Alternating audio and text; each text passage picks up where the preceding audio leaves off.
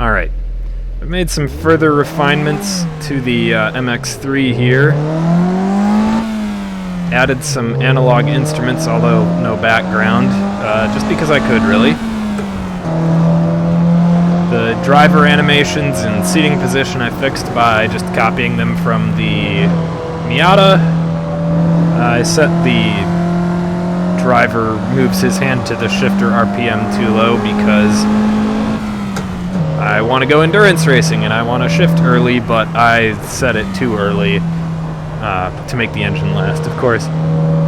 But the suspension geometry is a lot better now.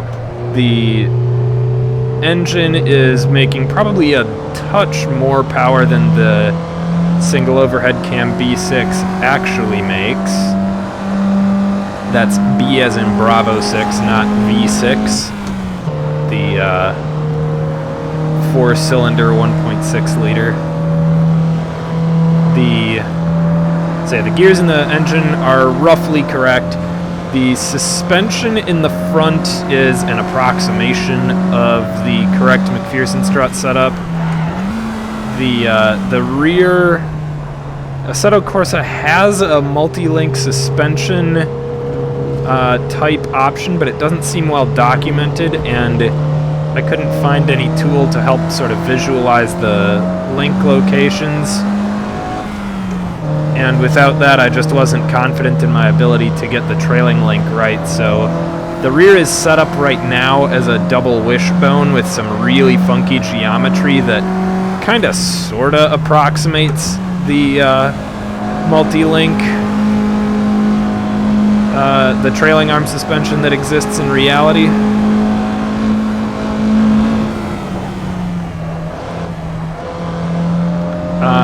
It's a pretty fun car to drive.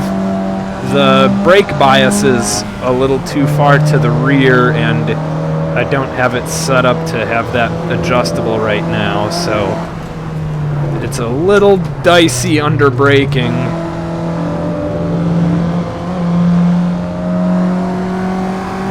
You hit the pedal just a little too hard and it spins real quickly.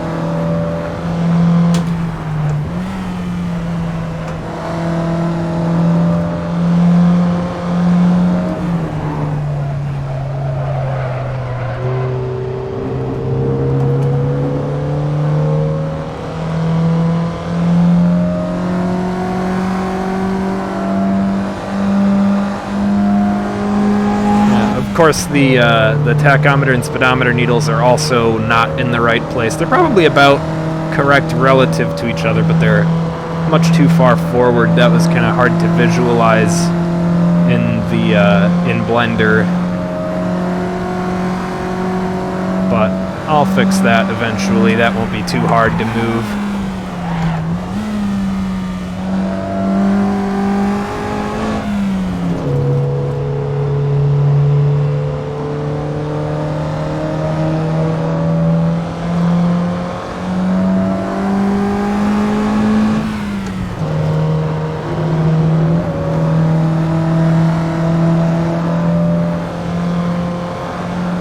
All right, 158.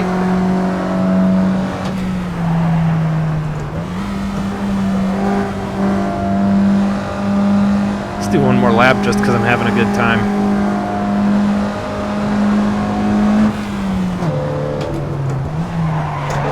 Whoa! That's what I meant about the brakes.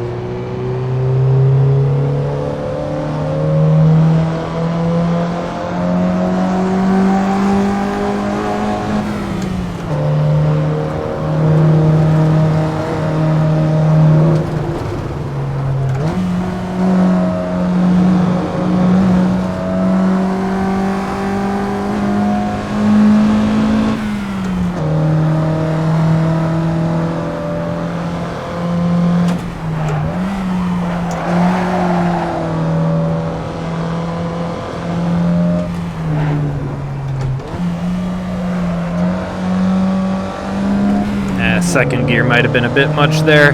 Could have just stayed in third.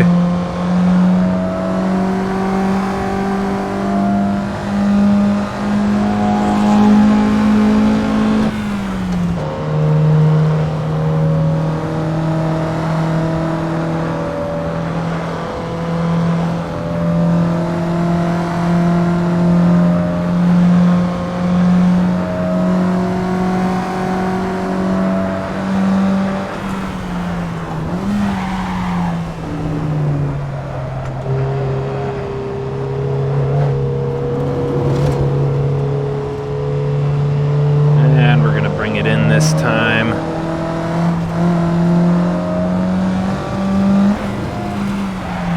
Whoops.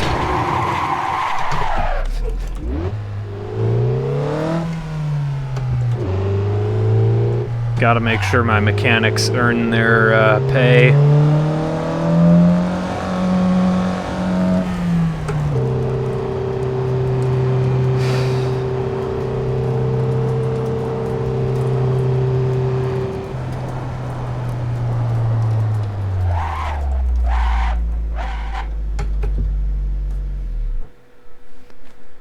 Whew, alright, that was fun.